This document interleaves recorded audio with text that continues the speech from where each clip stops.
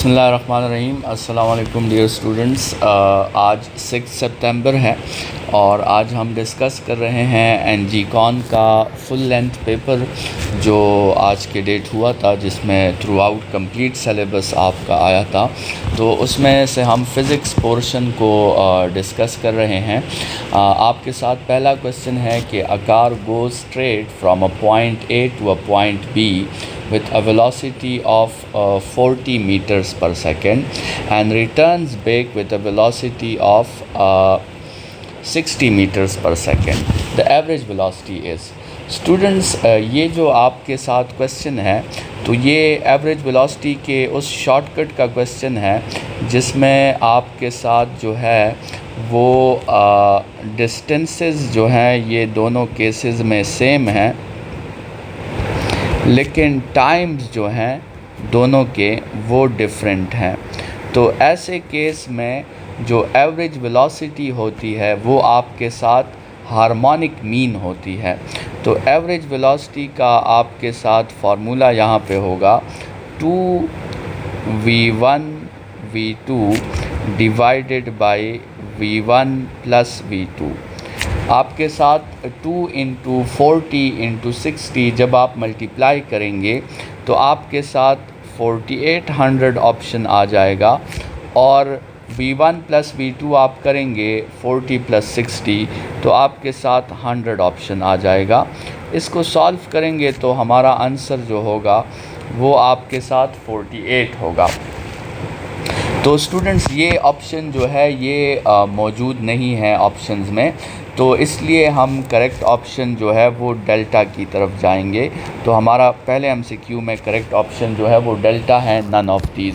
Students इस question को एक दूसरे डोमेन में भी चेक करें। अगर यहाँ पे आप देखें एवरेज वेलोसिटी का ज़िक्र हुआ है, और एवरेज वेलोसिटी में उसकी जो डिफिनीशन होती है एवरेज वेलोसिटी की वो आपके साथ होती है total displacement by total time. ठीक है, तो अगर यहाँ पे आप देखें तो बॉडी वापस अपनी इनिशियल पॉइंट पे आ गई है, तो इसका मतलब ये तो क्लोज़ लूप पूरा हो गया है। तो क्लोज़ लूप में आपके साथ डिस्प्लेसमेंट ज़ीरो हो जाती है और वेलोसिटी भी एवरेज ज़ीरो हो जाएगी। तो स्टूडेंट्स, अब ये जो आपके साथ मेन वर्ड है ये और ऑप्शंस ये डिसाइड करेंगे कि हम 48 को चूज़ करें या ज़ीरो को चूज़ करें। अब अगर ऑप्शंस में ज़ीरो का ऑप्शन होता तो सबसे पहली प्रायोरिटी हमारी ज़ीरो की तरफ होती, लेकिन अगर ज़ीरो का ऑप्शन नहीं हो और 48 का ऑप्शन मौजूद है तो फिर दूसरी प्रायोरिटी में हमारा जो है वो जो क्लोजेस्ट ऑप्शन होगा वो 48 होगा। स्टूडेंट्स, ना तो यहाँ पे ज़ीरो मौजूद है और ना 48 मौजूद है, तो अगर दोनों वैल्यूज़ ही आती हैं तो दोनों के लिए नन ऑफ दीज का ऑप्शन वो करेक्ट आता है। तो एमसीक्यू नंबर 123 में करेक्ट ऑप्शन डेल्टा है। दूसरा MCQ, a light body A and a heavier body B have equal momentums, then the kinetic energy of body A is. Students, आपके साथ kinetic energy का फॉर्मूला है P²/2m। तो इसका मतलब ये हुआ कि अगर मोमेंटम कांस्टेंट है तो काइनेटिक एनर्जी जो होती है ये मास को इन्वर्सली प्रोपोर्शनल होती है। तो इसका मतलब ये है कि अगर बॉडी ए जो है वो लाइट है तो उसका मोमेंटम ज़्यादा होगा, और बॉडी बी चूँकि वो आपके साथ हैवियर बॉडी है तो उसका मोमेंटम कम, उसकी जो आपके साथ काइनेटिक एनर्जी है वो कम होगी। तो मतलब जितना आपके साथ मास ज़्यादा होगा काइनेटिक एनर्जी कम होगी, जितना मास कम होगा काइनेटिक एनर्जी ज़्यादा होगी। तो बॉडी ए का मास कम है तो बॉडी ए की काइनेटिक एनर्जी बी से ज़्यादा होगी।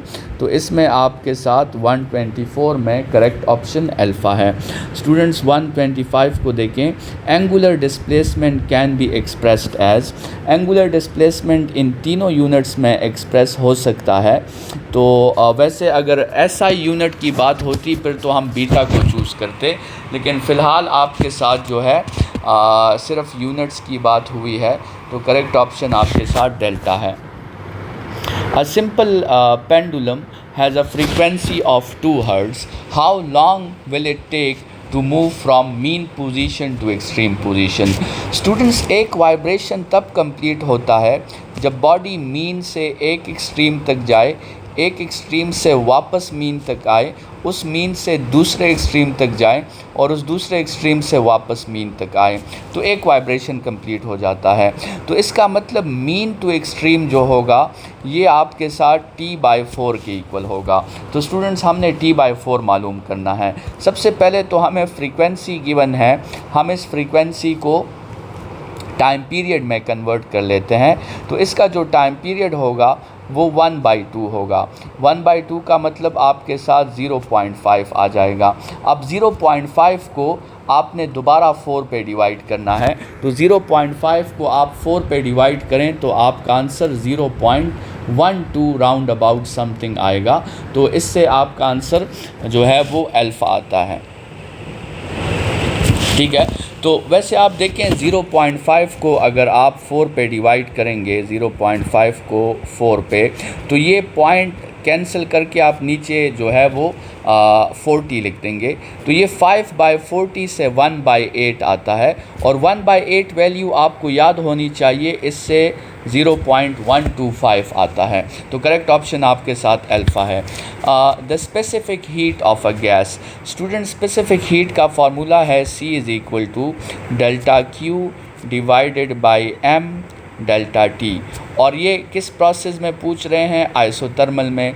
आइसोथर्मल में ΔT 0 होता है और जब डिनोमिनेटर में 0 आ जाता है तो आपके साथ आंसर इनफाइनाइट हो जाती है। तो करेक्ट ऑप्शन आपके साथ अल्फ़ा है। तो ये दोनों आप याद रखें कि स्पेसिफिक हीट आइसोथर्मल प्रोसेस में इन्फिनिटी होती है और स्पेसिफिक हीट आडियाबैटिक प्रोसेस में 0 होती है। If the magnitude of both the charges is doubled and the distance between them is half. Students, आपको पता है कि आपके साथ जो इलेक्ट्रोस्टैटिक फोर्स है ये प्रोडक्ट ऑफ चार्जेस को डायरेक्टली प्रोपोर्शनल है और सेपरेशन के स्क्वायर को इन्वर्सली प्रोपोर्शनल है। तो क्वेश्चन में कहा गया है कि दोनों चार्जेस को डबल कर दिया तो फोर्स 4 टाइम्स तो बढ़ जाएगा। अगर सेपरेशन को हाफ कर दिया तो फोर्स दोबारा 4 टाइम्स बढ़ जाएगा। तो ओवरऑल जो इफ़ेक्ट पड़ेगा फोर्स पे वो 16 टाइम्स का पड़ेगा। तो करेक्ट ऑप्शन आपके साथ इसमें चार्ली है। क्वेश्चन नंबर 129 को देखें। If the length of the wire is increased 3 times and its cross section area is decreased 4 times, then the resistivity of the wire. Students, resistivity हमने कहा था कि ये 2 फैक्टर्स पर डिपेंड करती है। मटेरियल पर डिपेंड करती है और मटेरियल के साथ ये टेम्परेचर पर डिपेंड करती है और ना तो ये मटेरियल की लेंथ पे डिपेंड करती है ना मटेरियल के एरिया पे डिपेंड करती है। तो इसका मतलब ये है कि रेजिस्टिविटी पे कोई इफ़ेक्ट नहीं पड़ेगा, रेजिस्टिविटी आपके साथ सेम रहेगी। क्वेश्चन नंबर 130 को देखें। Weber ampere per metre is the equal to. तो वेबर एम्पेयर पर मीटर जो है इसको सॉल्व करते हैं कि ये किसके इक्वल आता है। स्टूडेंट्स, अगर हम जो है ऑप्शंस को अगर आप देखें तो आपके साथ जाउल का ऑप्शन है, हेनरी का ऑप्शन है, न्यूटन का ऑप्शन है और वाट्स का ऑप्शन है। तो ज़रा इसको चेक करते हैं। सबसे पहले जो मुझे इंट्यूशन मिल रही है तो वो मैं इसको हेनरी के लिए चेक करूँगा क्योंकि ये यूनिट इन बाकियों से थोड़ा मुख्तलिफ है। तो स्टूडेंट्स, आपके साथ एक फार्मूला है कि EMF इज़ इक्वल टू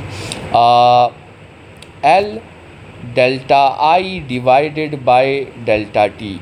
तो यहाँ पे अगर हम L को सब्जेक्ट कर लें जिसको सेल्फ इंडक्शन कहते हैं, जो जिसका यूनिट हेनरी है, तो उसका यूनिट किसके इक्वल आएगा? EMF का यूनिट वॉल्ट है, टाइम का यूनिट आपके साथ सेकंड है और I का यूनिट एम्पेयर है। तो हेनरी का यूनिट जो है वो तो वेबर एम्पेयर पर मीटर नहीं आता, वो तो आपके साथ वॉल्ट सेकंड पर एम्पेयर आता है। तो इसका मतलब हेनरी तो हमारे साथ करेक्ट ऑप्शन नहीं हो सकता। तो दूसरा जो शक मुझे हो रहा है वो न्यूटन पे हो रहा है। तो न्यूटन के लिए ज़रा इसे चेक करते हैं स्टूडेंट्स। देखें आपके साथ है weber ampere per metre, weber ampere per metre. तो स्टूडेंट्स वेबर की जगह टेस्ला इंटू मीटर स्क्वायर लिख देते हैं, ठीक है, और साथ में आ जाएगा एम्पेयर बाय मीटर, ठीक है। तो एक ये तो मीटर मीटर के साथ कैंसिल, तो आपके साथ tesla into metre into ampere आ गया। अब टेस्ला जो होता है स्टूडेंट्स ये इक्वल होता है newton per ampere into metre के। टेस्ला आपके साथ किसकी इक्वल है? Newton per ampere into metre, और साथ में ये मीटर एम्पेयर अपनी जगह पे आ जाएगा। तो मीटर एम्पेयर कैंसिल हो जाएगा, तो करेक्ट ऑप्शन आपके साथ न्यूटन रह जाएगी। तो स्टूडेंट्स इसका मतलब है कि इस एमसीक्यू का करेक्ट ऑप्शन क्या है? वो आपके साथ चार्ली है, न्यूटन है। नेक्स्ट एमसीक्यू की तरफ बढ़ते हैं। For input frequency of 50 hertz what will be the output frequency of a half wave rectifier and full wave rectifier? Students आपको पता है कि हाफ वेव रेक्टिफायर की फ्रीक्वेंसी इनपुट के इक्वल होती है और फुल वेव रेक्टिफायर की फ्रीक्वेंसी इनपुट से डबल होती है। तो वो करेक्ट ऑप्शन आपको सिंपली जो है वो अल्फ़ा ऑप्शन में मिल रहा है। तो ये आपके साथ अल्फ़ा ऑप्शन इसमें करेक्ट हो गया। नेक्स्ट जो है क्वेश्चन की तरफ बढ़ते हैं। 132 which of the following can not be emitted by radio active substances during its decay? Students ये जो आपके साथ चार्ली है ये अल्फ़ा पार्टिकल है और ये डीके होता है। डेल्टा में ये बीटा नेगेटिव है, ये भी डीके होता है। और जब स्टूडेंट्स आपको पता है जब बीटा पॉजिटिव डीके होता है तो न्यूट्रिनो भी डीके होता है।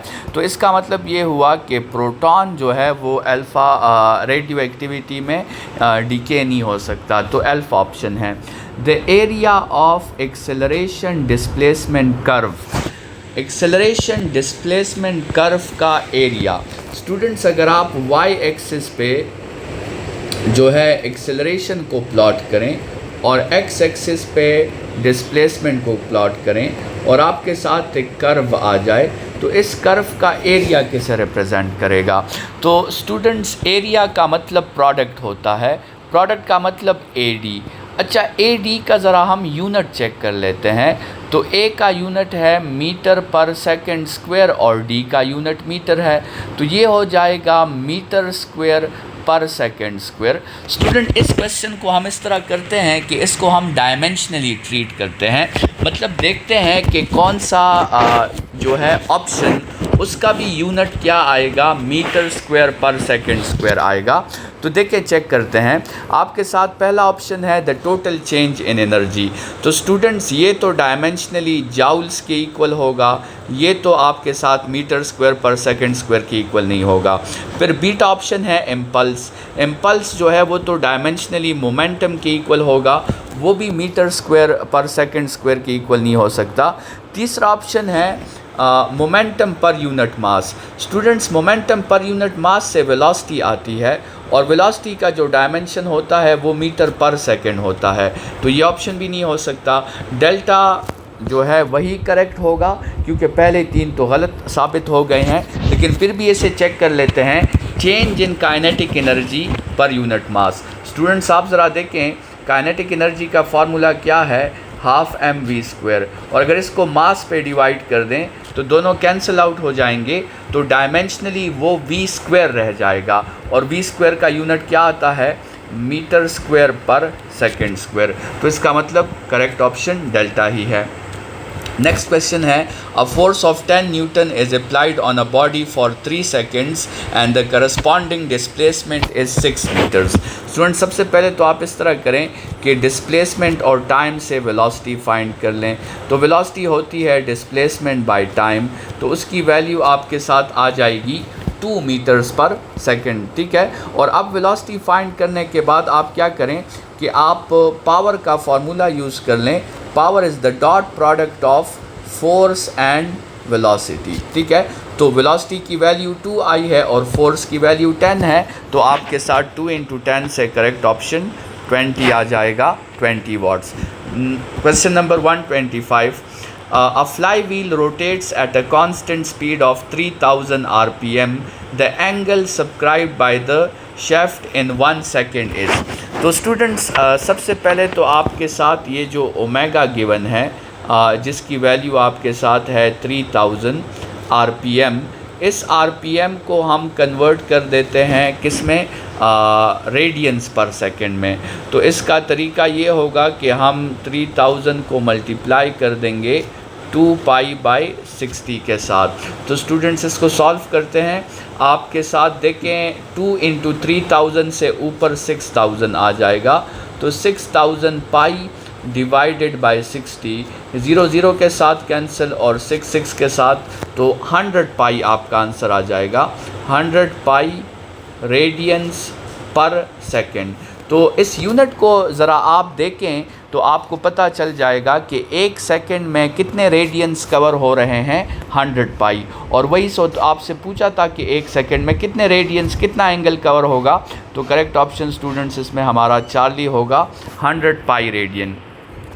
Question number 136, The driver of a car traveling with a speed of 30 meters per second towards a hill sounds a horn of frequency 600 Hz. If the velocity of the sound is 330 meters per second, the frequency of the reflected sound as heard by the driver is.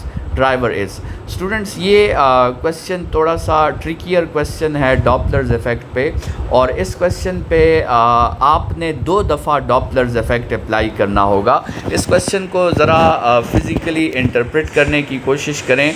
आपके साथ एक car है और वो car जो है किस speed से मूव कर रहा है, वो 30 के स्पीड से मूव कर रहा है, और वो कार क्या बनाता है, एक साउंड वेव बनाता है।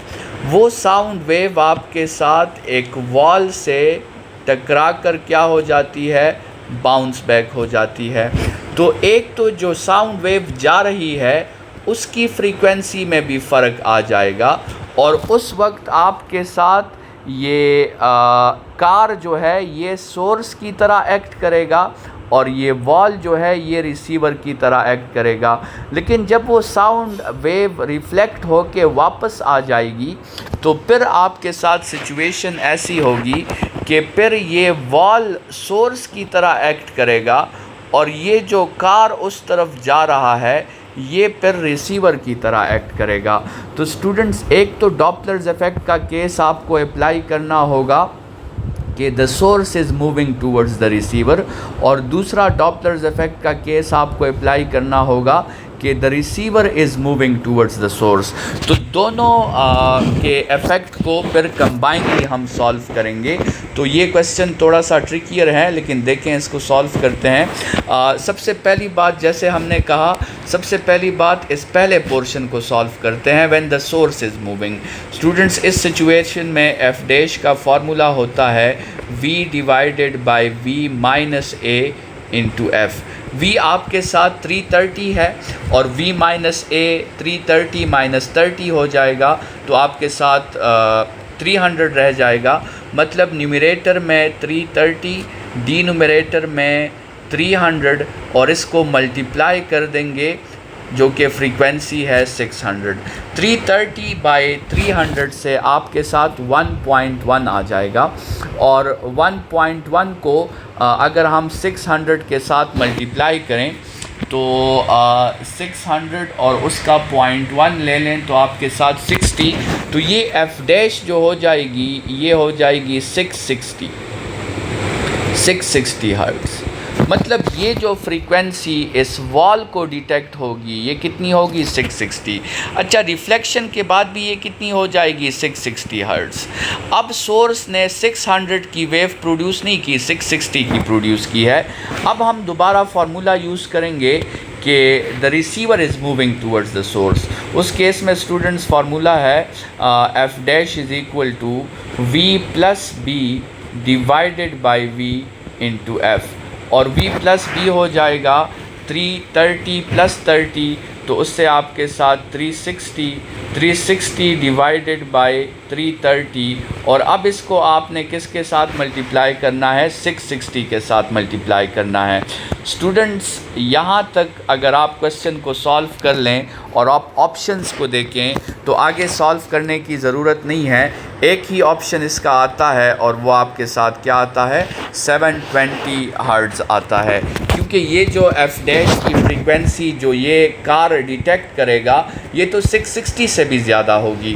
वैसे यहाँ पर भी आप देखें तो 60 का ही चेंज आता है और ये 660 से ये वैल्यू 720 पे कन्वर्ट हो जाएगी। लेकिन बहरहाल ऑप्शंस को देख के आपको फ़र्दर जो है वो सोल्यूशन करने की ज़रूरत नहीं पड़ी और आपने करेक्ट ऑप्शन को चूज़ कर लिया। Students, what is true regarding heat capacity at constant pressure and at constant volume. Constant pressure पे जो हीट कैपेसिटी होती है वो कांस्टेंट वॉल्यूम से ज़्यादा होती है। इसका रीज़न ये है कि आपके साथ कांस्टेंट प्रेशर पे आपको इजाफ़ी हीट चाहिए होती है in order to perform the work, तो इसीलिए आपके साथ कांस्टेंट प्रेशर पे हीट कैपेसिटी की वैल्यू ज़्यादा होती है। और ये बात भी जहन में रखें कि Cp माइनस Cv जो है ये कैपिटल R के इक्वल होता है। स्टूडेंट्स, कुछ फार्मूलाज जो हैं थर्मोडायनामिक्स में बहुत इम्पॉर्टेंट है। पहला फार्मूला आपके साथ जो गैमा कांस्टेंट है उसकी वैल्यू है Cp डिवाइडेड बाय Cv। दूसरा फार्मूला Cp माइनस Cv किसके इक्वल होता है, कैपिटल R के। तीसरा फार्मूला Cv किसके इक्वल है, ये capital R divided by gamma minus 1 के इक्वल है। और चौथा फार्मूला Cp किसके इक्वल है, ये gamma into capital R divided by gamma minus 1 के इक्वल है। तो स्टूडेंट्स, ये फार्मूलाज आप जहन में याद रखें। फ़िलहाल इसमें करेक्ट ऑप्शन आपके साथ चार्ली है। नेक्स्ट क्वेश्चन की तरफ बढ़ते हैं। A capacitor has a capacitance of C when the potential of V is applied. If the potential is increased to 2V then the new capacitance will be. Students, capacitance में जो law apply होता है वो है Q is directly proportional to V, और capacitance as a constant यहाँ पे introduce हुआ है जिसकी वैल्यू होती है Q by V।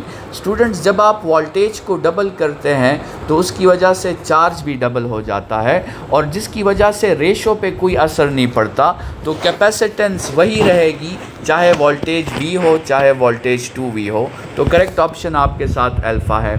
Next question की तरफ बढ़ते हैं। A wire has a resistance of 100 ohms at 0 degree centigrade and 200 ohms at 100 degree centigrade. What is the temperature coefficient in kelvin inverse. Students, आपके साथ एक फार्मूला है, R final is equal to R initial और साथ में 1 plus alpha delta T. R final यहाँ पे आपको जो गिवन है वो 200 है, R इनिशियल जो आपको गिवन है वो 100 है, 1 प्लस अल्फ़ा तो हमने मालूम करना है। और स्टूडेंट्स, जो डेल्टा टी की वैल्यू है, टेम्परेचर में जो चेंज आया है तो वो 0 डिग्री से लेकर 100 डिग्रीज तक है, तो वो चेंज आपके साथ 100 के इक्वल है। ये दो ज़ीरोज़ के साथ कैंसिल कर दें और इस 1 को इस तरफ शिफ्ट कर दें तो 2 माइनस 1 इज़ 100 अल्फ़ा। यहाँ से अल्फ़ा की वैल्यू 1/100 हो जाएगी। और स्टूडेंट्स, 1/100 आपके साथ 0.01 के इक्वल है। तो क्वेश्चन नंबर 139 में आपका करेक्ट ऑप्शन जो है वो चार्ली है। Question number 140। An induced EMF generated in a wire loop moving across the poles of a magnet so that it cuts 0.1 Weber in 0.1 second.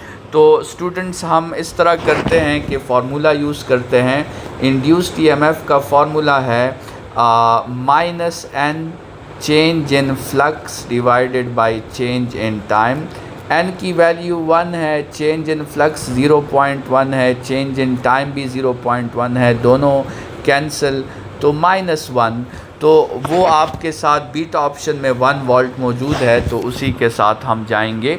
Next question है, choose the correct statement for the diode. तो students आपके साथ ये statements हैं, इसको one by one देखते हैं। ये सारे स्टेटमेंट्स जो हैं स्टूडेंट्स, ये फुल वेव रेक्टिफायर्स के साथ ज़्यादातर रिलेटेड हैं। और फुल वेव रेक्टिफायर्स में दो किस्म के रेक्टिफायर्स जो हैं वो कॉमन है।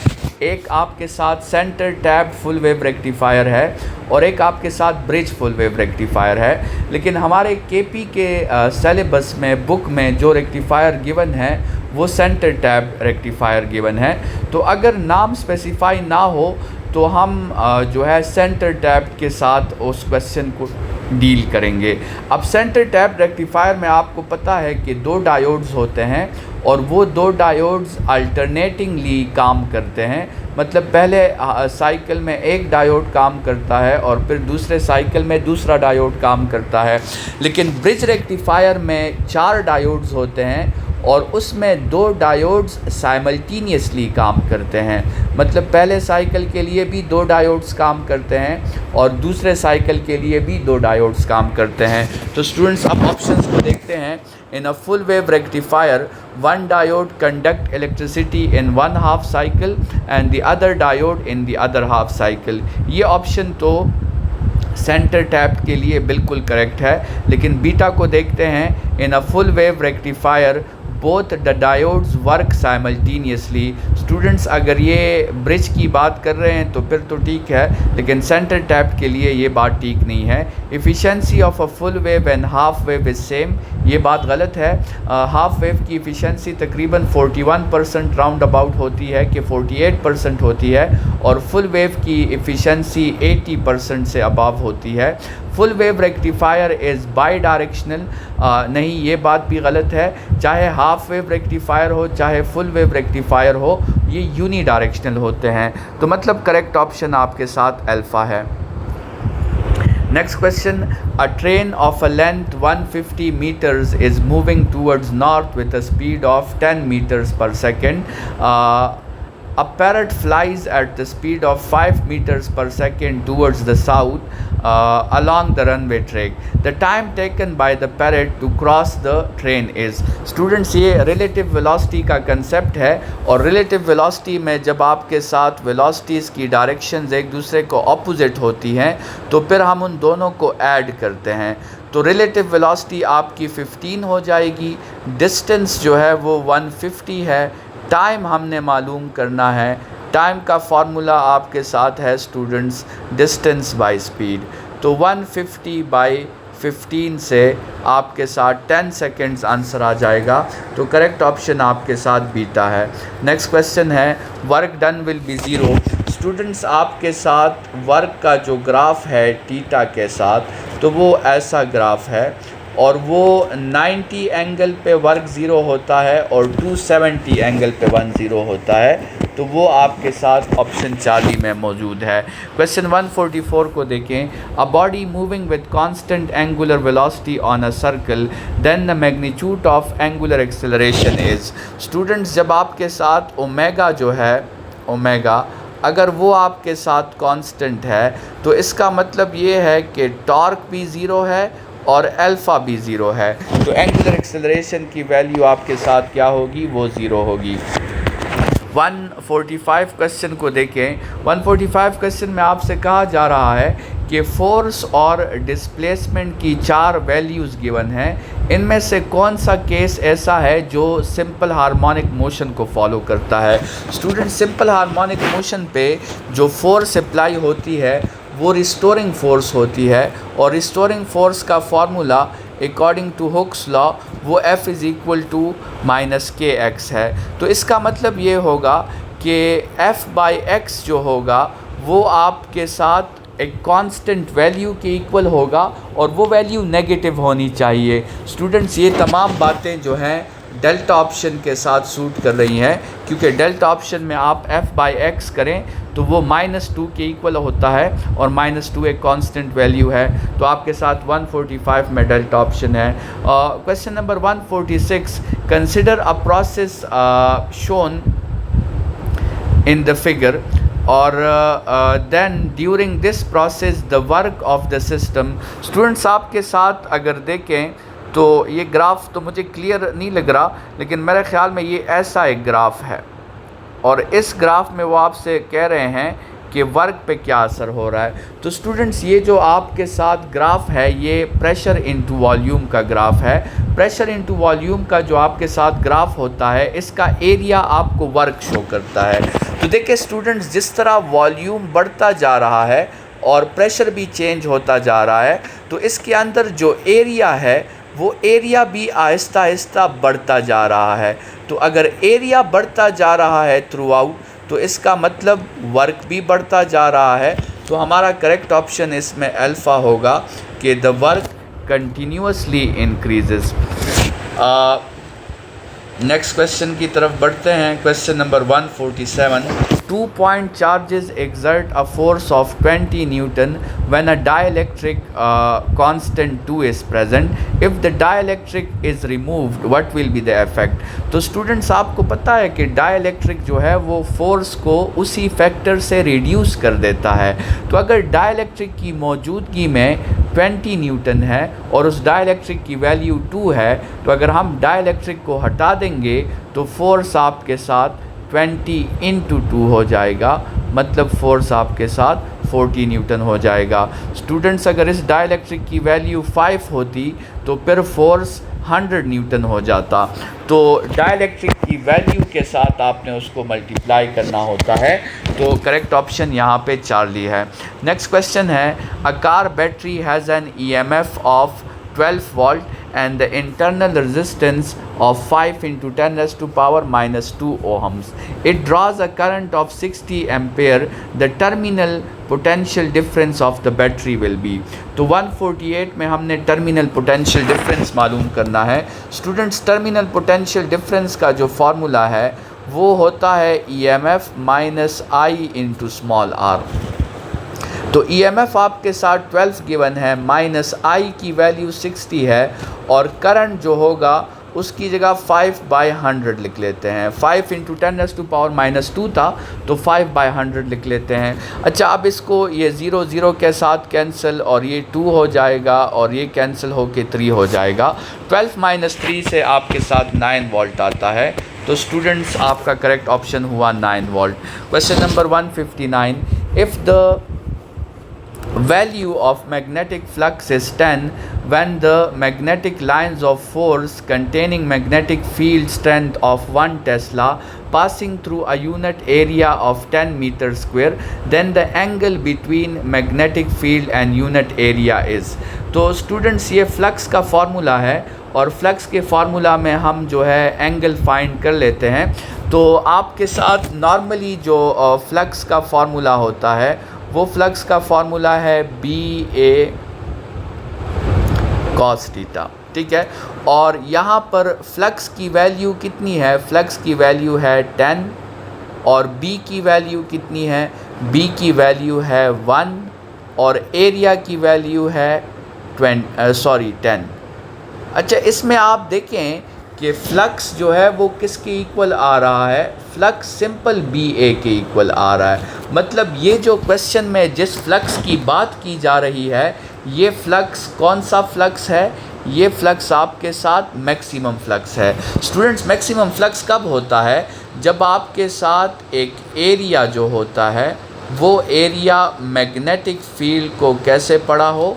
वो एरिया मैग्नेटिक फील्ड को परपेंडिकुलर पड़ा हो। तो और वैसे आप अगर डिफिनीशन पे भी गौर करें तो फ्लक्स की क्या डिफिनीशन है? The number of magnetic field lines passing through a unit area which is held perpendicular to it. अब यहाँ पे स्टूडेंट्स एक कन्फ्यूजन है जो है यहाँ पे डिस्कस करना ज़रूरी है कि हम इस यूनिट एरिया को स्केलर कंसिडर करें कि इस यूनिट एरिया को वेक्टर कंसिडर करें। स्टूडेंट्स, यूनिट एरिया की बात की है, नॉर्मल एरिया की या एरिया वेक्टर की बात नहीं की। तो हम इस यूनिट एरिया को स्केलर कंसिडर करेंगे। तो अगर स्केलर कंसिडर करेंगे तो फिर तो हम जिस ऑप्शन को चूज़ करेंगे वो ऑप्शन 90 होगा। लेकिन अगर इस एरिया के साथ डायरेक्शन लगा देंगे n यूनिट वेक्टर, तो फिर हम जिस ऑप्शन को चूज़ करेंगे वो फिर ज़ीरो होगा। लेकिन फ़िलहाल जिस तरह हमने कहा कि ये एरिया स्केलर का ज़िक्र हो रहा है, तो हम करेक्ट ऑप्शन यहाँ पे जो है वो चार्ली को चूज़ करेंगे। Question number 150, which of the following photon of light have higher energy than photon of green light. तो स्टूडेंट्स, आप इंक्रीजिंग एनर्जीज़ में जो स्पेक्ट्रम होता है वो आपके साथ होता है ROYGBIV, ठीक है। तो इस स्पेक्ट्रम में जब आप राइट की तरफ जाते हैं तो एनर्जी और फ्रीक्वेंसी दोनों बढ़ते हैं।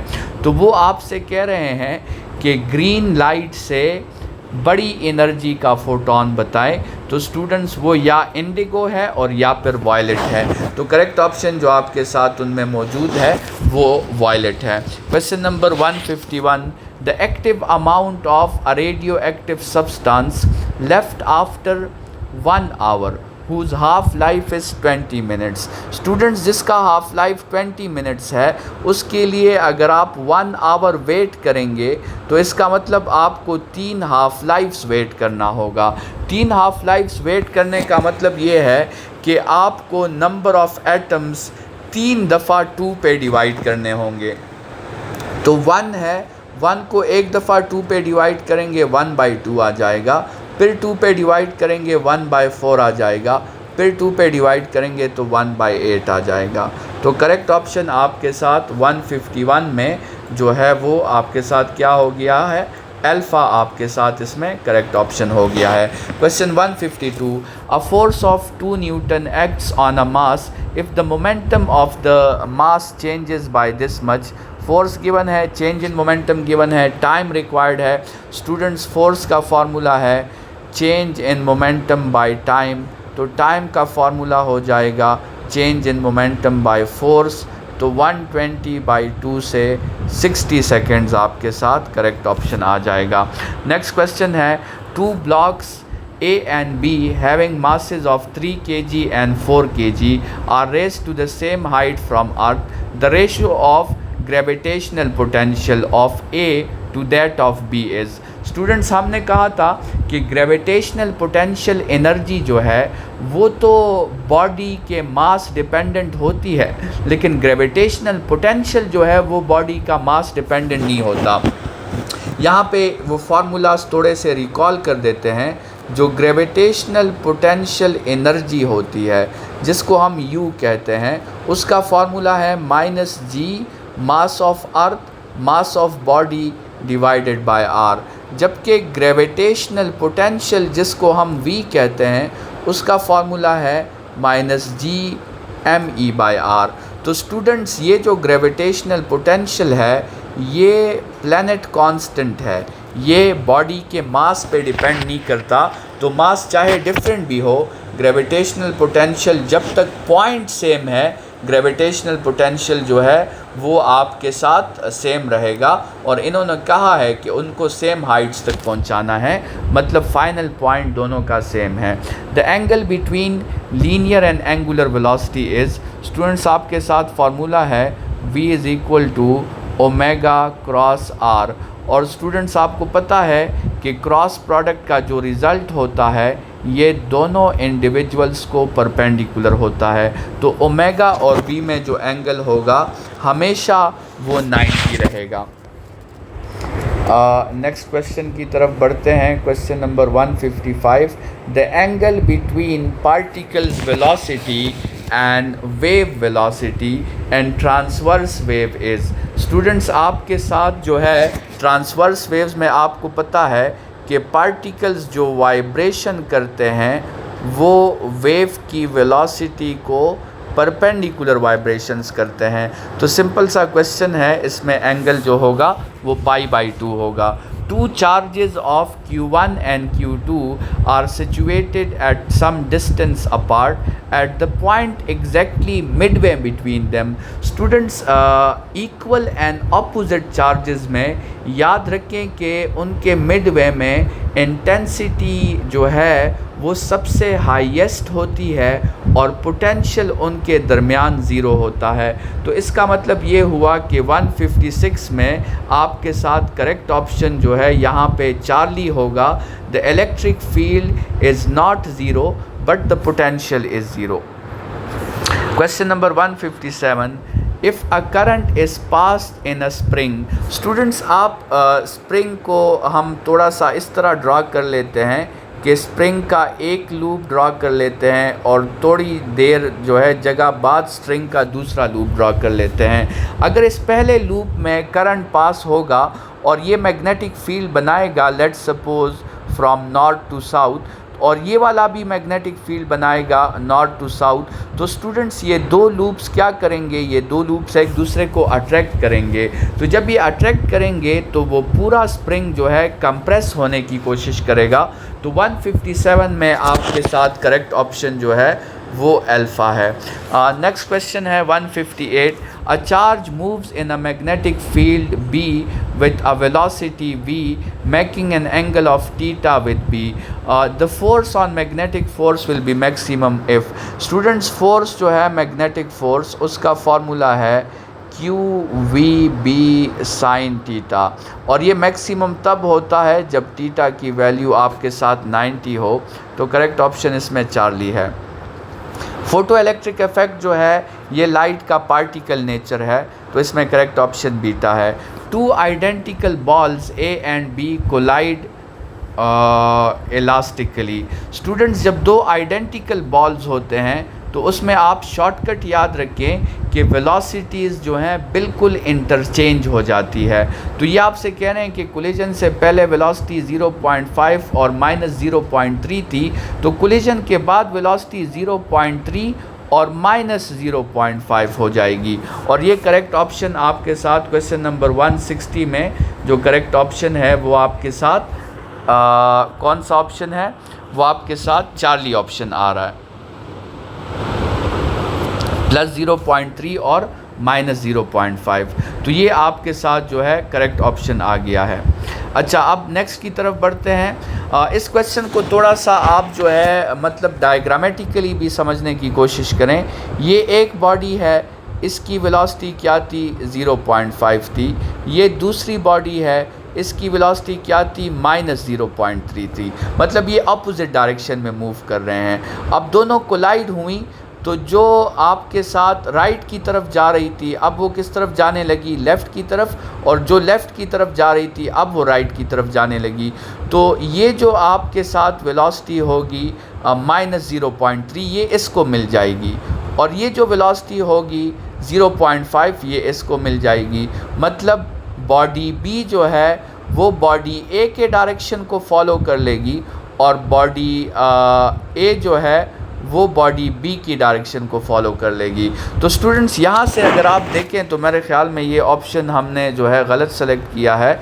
इसका करेक्ट ऑप्शन आपके साथ यहाँ पे अब डेल्टा बनता है कि पहली की वेलोसिटी -0.3 है और दूसरी की वेलोसिटी +5 है।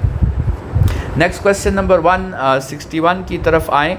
Work done in sliding a box up an inclined plane 10 metres height is 300 joules.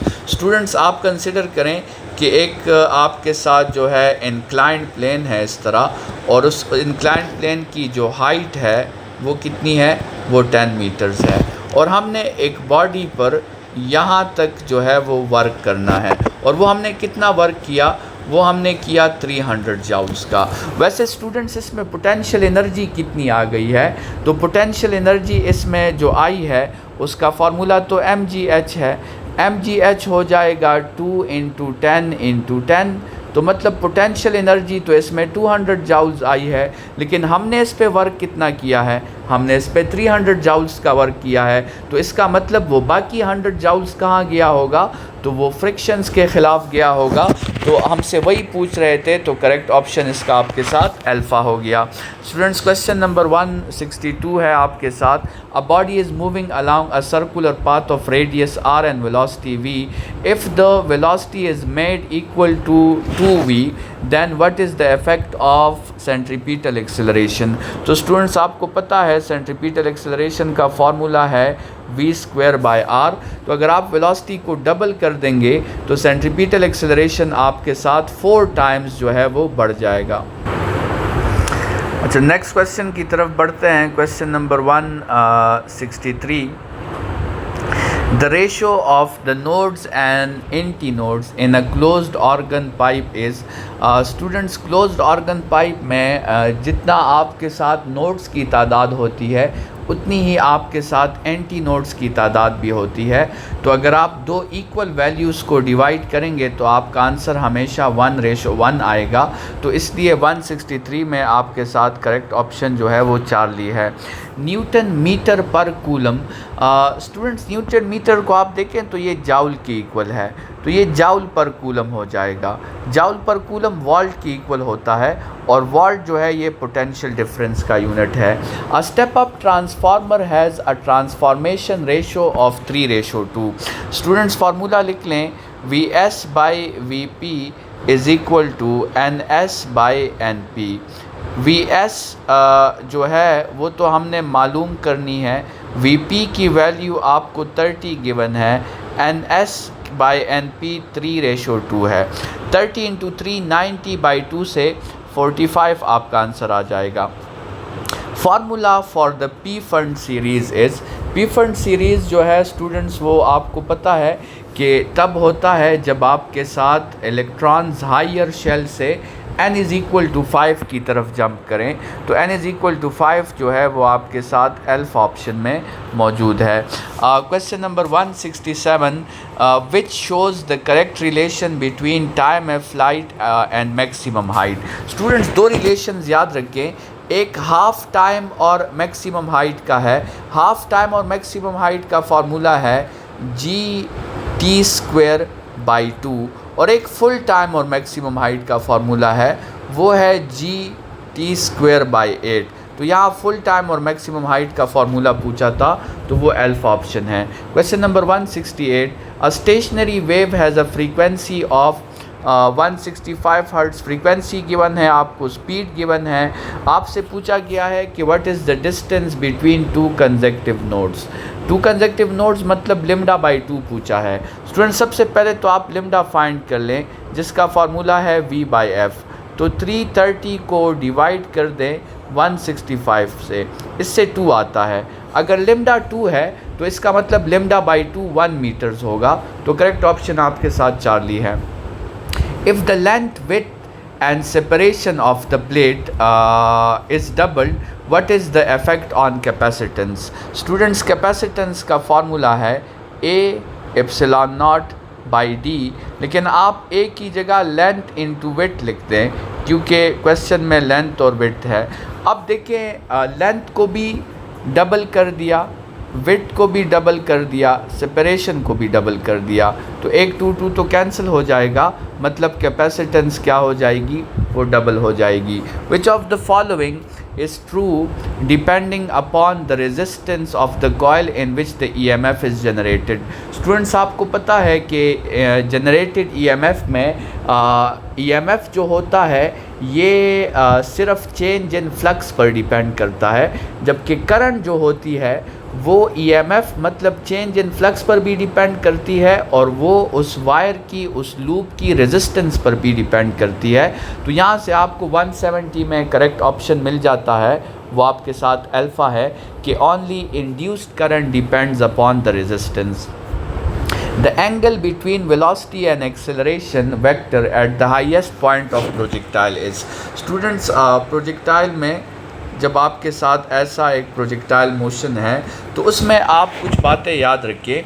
एक हाईएस्ट पॉइंट है, एक अपवर्ड मोशन है, एक डाउनवर्ड मोशन है। हाईएस्ट पॉइंट पे वेलोसिटी और एक्सेलरेशन का जो एंगल होगा वो हमेशा होगा 90।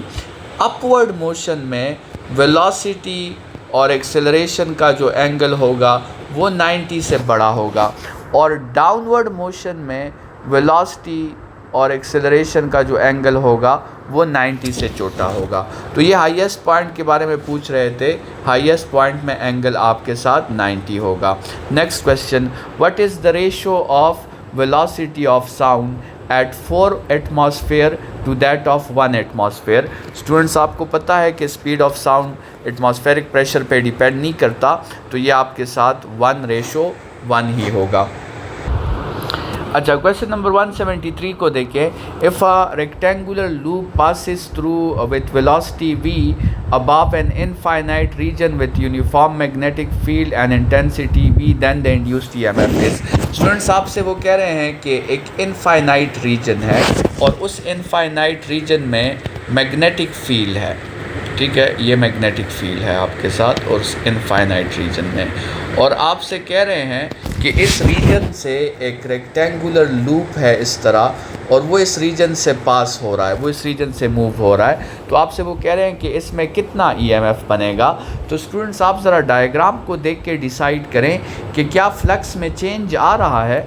तो आपको पता लगेगा कि इस डायग्राम में फ्लक्स में कोई चेंज नहीं आ रहा। अगर फ्लक्स में चेंज नहीं आ रहा तो फिर EMF भी आपके साथ नहीं बनेगा। तो करेक्ट ऑप्शन इसमें डेल्टा होगा। 174, अ diode is a transformer is used for. तो स्टूडेंट, ट्रांसफार्मर जो है ये AC वोल्टेज को स्टेप अप या स्टेप डाउन करने के लिए यूज़ होता है। तो क्वेश्चन 174 में आपके साथ करेक्ट ऑप्शन जो है वो बीटा है। याद रखें स्टूडेंट्स, ट्रांसफार्मर वोल्टेज को अप या डाउन कर सकता है, करंट को अप या डाउन कर सकता है। आइडियल ट्रांसफार्मर पावर को अप या डाउन नहीं कर सकता, और ट्रांसफार्मर कभी भी फ्रीक्वेंसी को चेंज नहीं करता। अगर क्वेश्चन आ जाए कि कौन सी क्वांटिटी हमेशा सेम रहती है और उसमें फ्रीक्वेंसी का ऑप्शन या टाइम पीरियड का ऑप्शन मौजूद हो, तो वही हमारा फर्स्ट लॉजिक होगा।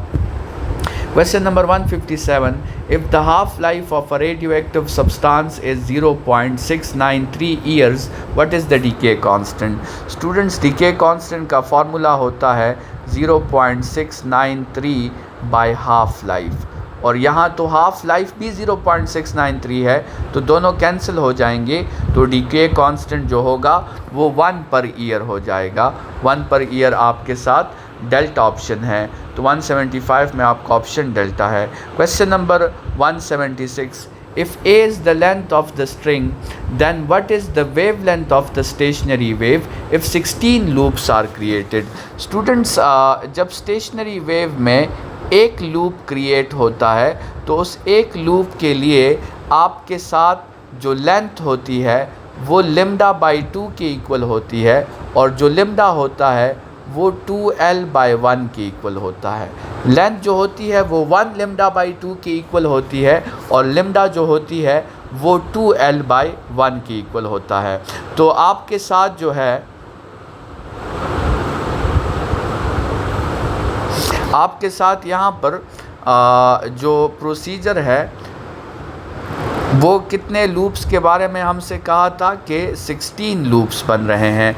तो 16 लूप्स का मतलब ये है कि L जो होगा वो 16 λ/2 के इक्वल होगा, या λ जो होगा वो 2l/16 के इक्वल होगा। तो स्टूडेंट्स, इन फार्मूला में से जो भी फार्मूला आप यूज़ करना चाहें उसके हेल्प से हम क्या मालूम कर सकते हैं, हम जो है वेवलेंथ को मालूम कर सकते हैं। L को उन्होंने स्टूडेंट्स A कहा हुआ है, तो आप L की जगह A लिख दें। लेट्स सपोज इस फार्मूला में लिख दें, तो λ इज़ इक्वल टू 2a/16।